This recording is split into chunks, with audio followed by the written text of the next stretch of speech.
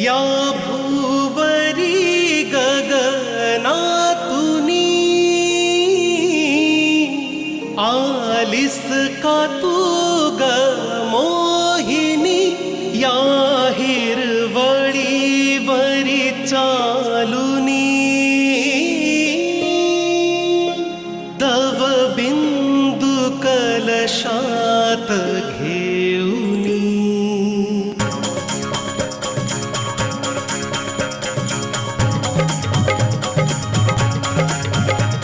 अंगात ग रंग किती, मानात ग तरंग किती, निश्चल ग तू, निर्मल ग तू, कंचन ग तू, चंचल ग तू, गोड गोड ग तू परी, निलांबराती तू परी.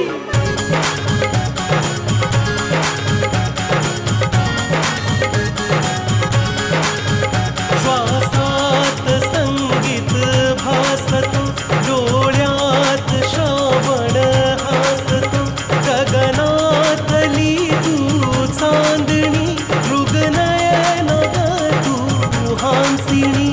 तुला जरी तू बाबरी, तू या धरेची गपरी, तू या धरेची गपरी, तू या धरेची गपरी. अनुगामिनी अनुगामिनी अनुगामिनी अनुगामिनी. आपल्यामध्ये कुठलं असं नातं आहे की ज्याने तुम्ही माझ्या चुकांना माफ कराल? तुम्हाला काय झालंय? हे कसं बोलताय तुम्ही? पण आता मी आणखी एक चूक करणार आहे. सावीला माझ्यावर प्रेम झालं आणि मला पण त्या थोड्या थोड्या आवडायला लागल्या. मी तुझा खूप खूप मनापासून तिरस्कार करते ते. हे बघा, मी इथे याकरता नाही आलोय की मला तुमच्याकडून काही हवंय. इतका अपमान झाल्यानंतर तर मी इकडे यायलाही नको होतं, पण तरी सुद्धा मी इकडे याकरता आलोय की मी तुमच्या आयुष्यात येणाऱ्या वादळाला निरखून बघितलंय. त्या चक्रम देवच्या चक्करमध्ये तुझं आयुष्य घनचक्कर होऊन जाईल बघ तू. ह्या बोलण्याची गाठ बांधून ठेव, सांगतोय मी. ठीक आहे, मी तुझ्या बोलण्याची गाठ बांधली. आता तू जाऊ शकतोस. निघून जाईन, पण जाण्याआधी एक इम्पॉर्टंट गोष्ट ऐकून घे. मी परत येईन, आणि जर मी नाही आलो ना तर इतकं लक्षात ठेव, जेव्हाही तुझ्या आयुष्यात कधी भूकंप येईल ना तर माझ्याजवळ नक्कीच ये. माझ्या घराचे दरवाजे तुझ्यासाठी नेहमी उघडे राहतील. मी तुला पुन्हा सावरण्याची संधी देईन. परंतु एक गोष्ट लक्षात ठेव, मी माझ्या तोंडाची वाफ उगीचच फालतू कुणाकडे वाया नाही घालवत. समजून घे. मला एक गोष्ट समजत नाहीये की तू इतका निर्लज्ज कसा? निर्लज्ज का झालोय मी? मी निर्लज्जच आहे. म्हणजे लहानपणापासूनच मी निर्लज्ज आहे.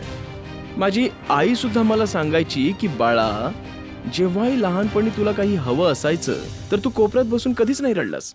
उलट त्याच गोष्टीला वारंवार सतत वारंवार माझ्या आईला मागत बसायचो न थकता. एक वेळ अशी यायची की आई स्वतःच वैतागून त्रस्त होऊन ती गोष्ट मला देऊनच टाकायची, हे सांगून की बाळा, तू खूप मोठा निर्लज्ज आहेस.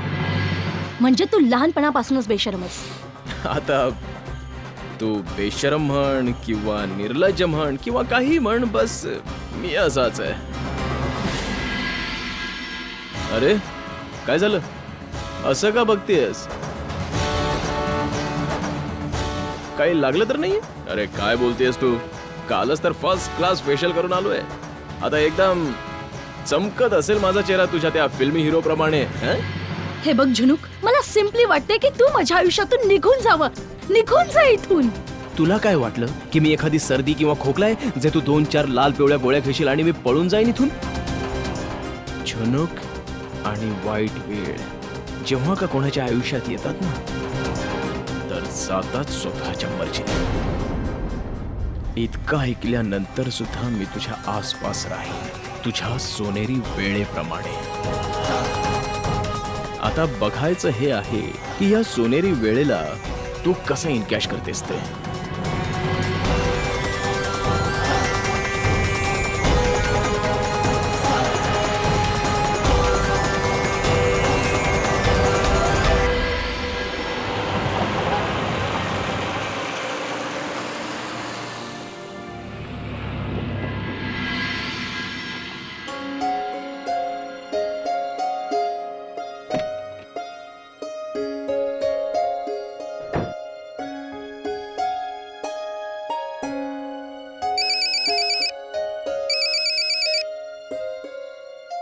हा रोहित बोल. सर उद्या आपण शूटिंग करतोय. जर तुम्ही लवकर आलात तर बरं होईल. किती वाजेपर्यंत यायचंय? सर 9 वाजता. ठीक आहे, मी 10 वाजेपर्यंत पोहोचतो. आय होप तोपर्यंत सगळं रेडी असेल.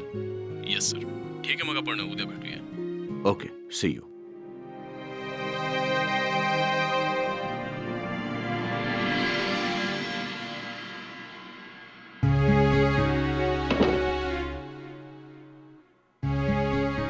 आज तुम्ही इतक्या लवकर घरी आलात?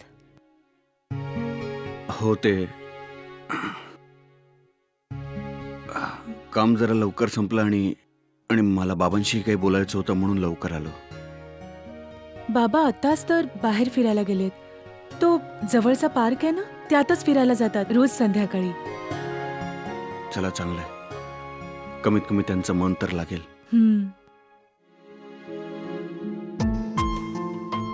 आज तुम्ही पाणी नाही देणार? हो हो, आता आणते.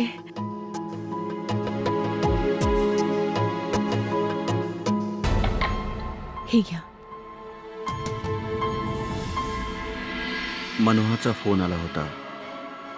ती म्हणाली की तिला इथे यायचं नाही. डॉक्टरांनाही भेटून आलो. त्यांनी बाबांच्या सगळ्या गोळ्या दिलेल्या आहेत. खूप लवकरच त्यांचा इलाजही सुरू होईल. चांगलंय. इकडे बाबांना ना मी कुठल्याही प्रकारचा त्रास होऊ देणार नाही. खूप चांगली काळजी घेईन मी. खरं तर डॉक्टरांचं म्हणणं आहे की ते कुठेही राहिले आनंदी राहावं. मला नाही वाटत की ते इकडे आनंदी आहे. त्यांचं मन नाही लागत. डॉक्टरच्या म्हणण्याप्रमाणे जर ते महिन्यातून एकदा जरी ते रुटीन चेकअपला आले तरी पुरेसं आहे. तुम्ही बाबांना रात्रीच पाठवायचं तर नाही ना बोलता आहात? हो, मी हाच विचार करत होतो. तुम्ही तर हा, म्हणाला माझ्या होता- लक्षात आहे. मी म्हणालो होतो की बाबांनी इथेच राहावं, पण तेव्हा मला हे माहित नव्हतं की बाबांचं इथे राहणं योग्यच नसणार आहे. उपचाराच्या सोयीच्या हिशोबाने मला वाटत होतं की बाबांनी इकडे थांबावं, पण जर ते इकडे राहून आनंदीच नसतील तर इकडे राहून काय फायदा? याचा अर्थ मलाही इथून निघून जायला हवं.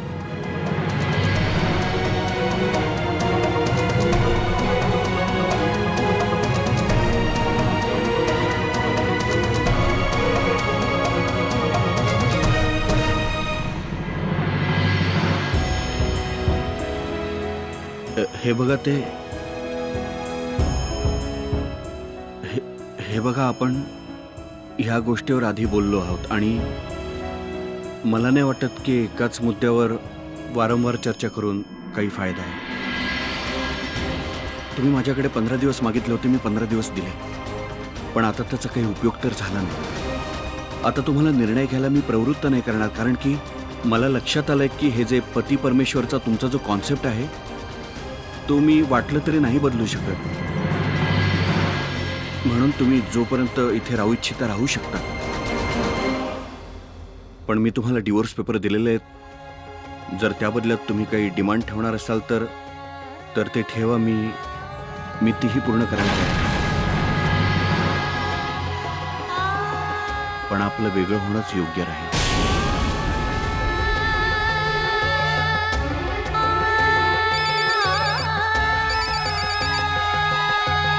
Excuse me.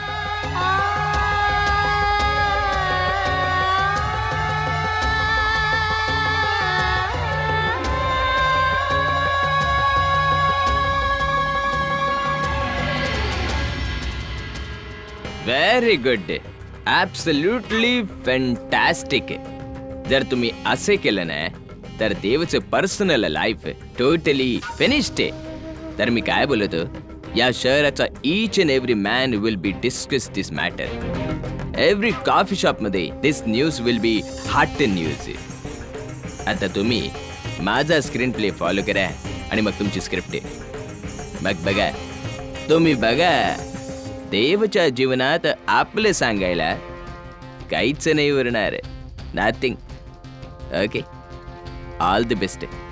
Good time. Mister Prabhakaran, मला वाटतं तुम्ही खूप उंच पातळीचा खेळ खेळलात. आता जरा मला सुद्धा समजावा. स्लोली समजावणार. पण त्याआधी मी तुम्हाला एक गोष्ट सांगतो. हा गेम उंच पातळीचा नक्की आहे, पण मी प्रभाकरन पर्सनली खूप खाली जाऊन या गेमला सेट केलेलं. तुम्ही अंदाज नाही लावू शकत की मी काय केलंय. काय केलं मला समजू शकेल? नो,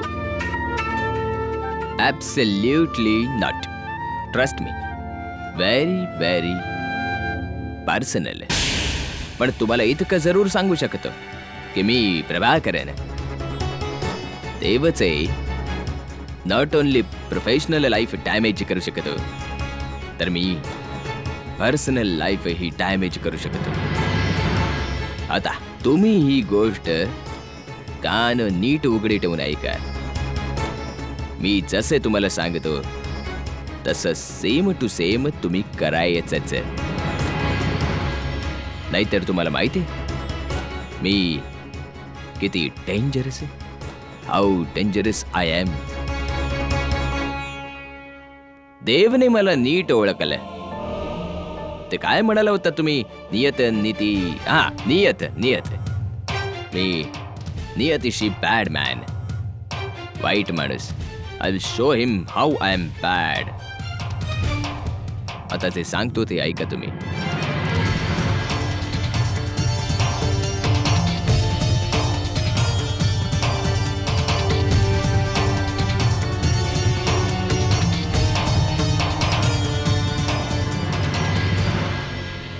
ओह माय गॉड, तुम्ही तर देवचा जामीन सुद्धा जप्त करण्याचा प्लॅन केलेला दिसतोय.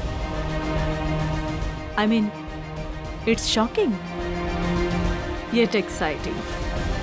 Dev, totally finished. No way to escape now. Got it?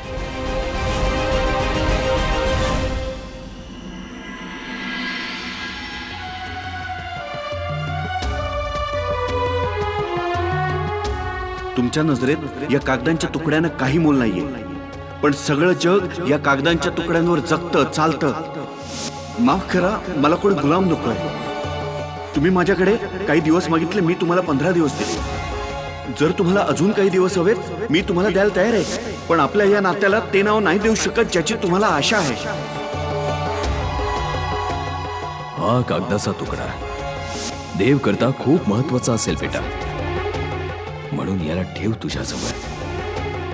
देव एक दिवस या कागदांचे तुकडे तुकडे करून फाडून टाकेल, आणि ज्या दिवशी याला फाडेल ना, त्या दिवशी तुझा नवरा जिंकेल बेटा.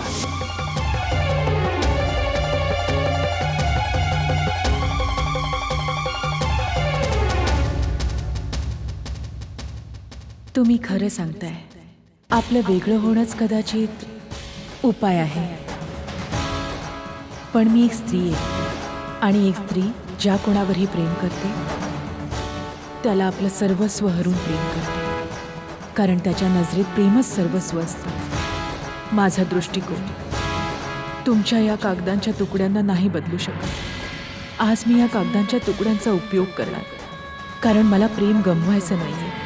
या कागदांवर तुम्ही आपल्या प्रेमाच्या नात्याचा अंत लिहिलाय, पण मी ह्याच कागदांच्या तुकड्यांच्या सहाऱ्याने माझं नशीब लिहिणार आहे.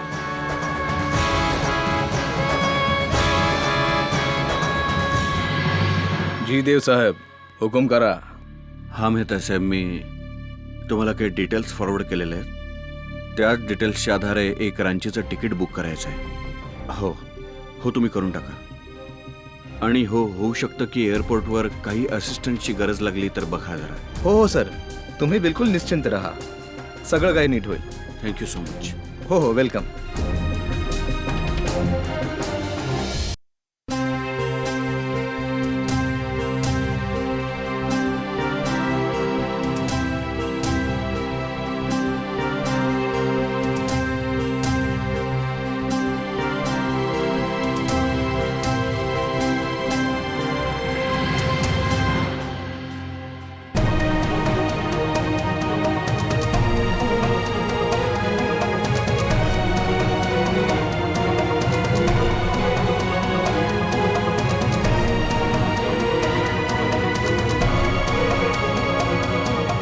तुम्हाला काही बोलायचं आहे? नाही. जे काही बोलायचं होतं ते तुम्ही बोललात. बस मला तुमचं बोलणं ऐकायचंय आता.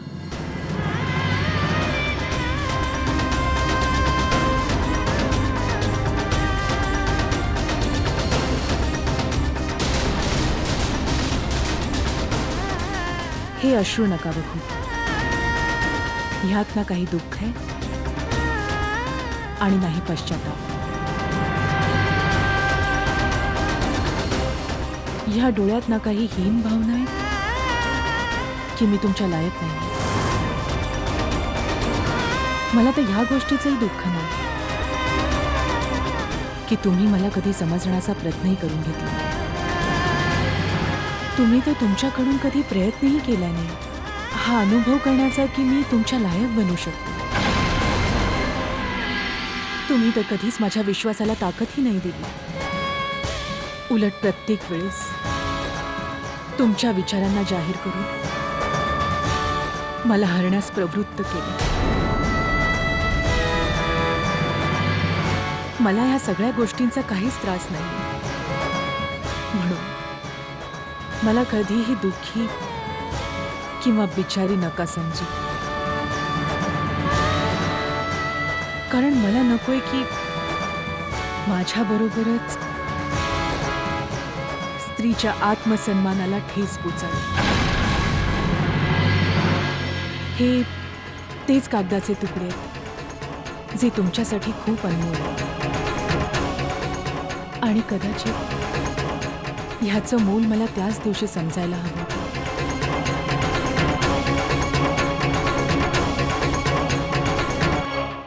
पण मी तर अशिक्षित आहे ना. मला कागदांचं मूल तेव्हा समजलं जेव्हा त्यात एक सही किंवा अंगठ्याचं निशाण लावून सगळं काही गमावलं. जर कदाचित मी त्या दिवशी या पेपर्सवर सह्या केल्या असत्या तर मलाही त्याच दिवशी ह्याचं महत्त्व समजलं असतं. पण उशीर का होईना आता मला ह्याचं महत्त्व समजलं.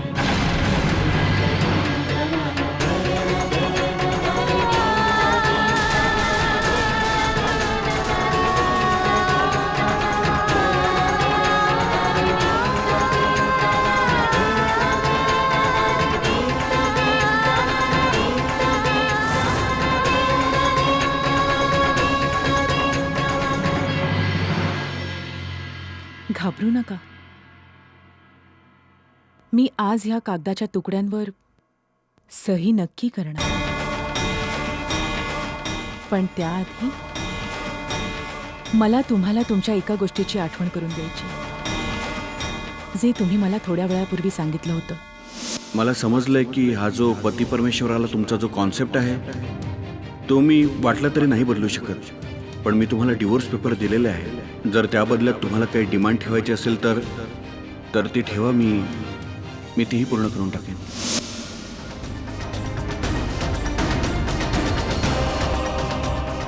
तुमचं बोलणं ऐकून मी तुमच्या समोर एक डिमांड ठेवते.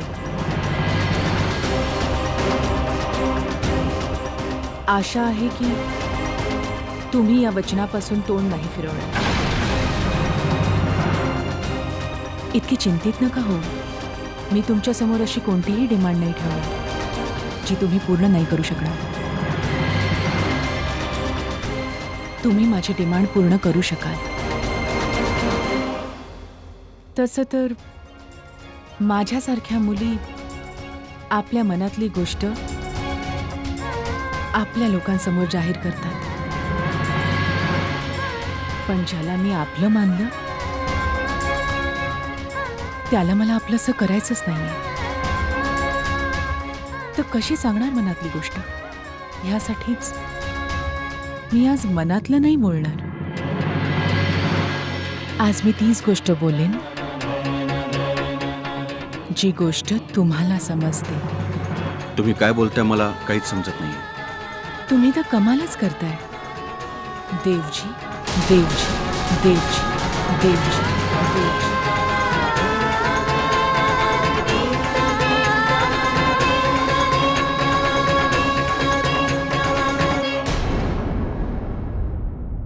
बाबांच्या एका चुकीच्या निर्णयाला आव्हान समजून मी त्याला स्वीकार करतो आणि आयुष्यभरासाठी तुमच्यासोबत या घरात राहण्याचं वचन देतो. पण एक गोष्ट लक्षात ठेवा, तुमच्या फक्त भिंतींचं घर नशिबात येईल अनुदामिनी, नात्यांचं घर नाही.